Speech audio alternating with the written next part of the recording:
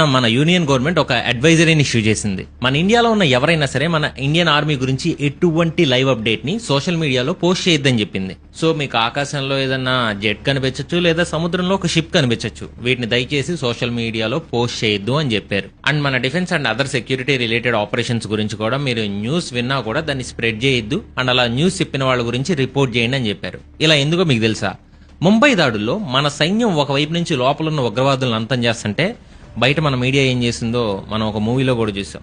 మన సైన్యం ఎక్కడున్నారనే రిపోర్ట్లు లైవ్ లో పబ్లిష్ చేశారు. ఇంకా 24 మంది hostages Taj hotel north block 24 hostages అభి भी मेज़नीन फ्लोर के దానివల్ల కొంతమంది సైనికులు కూడా చనిపోయారు. ఒకవేళ యుద్ధం వచ్చినా అసలు ఏం జరగకపోయినా సరే మన దేశం గురించి మన ఆర్మీ గురించి శత్రు దేశానికి తెలియకూడదు.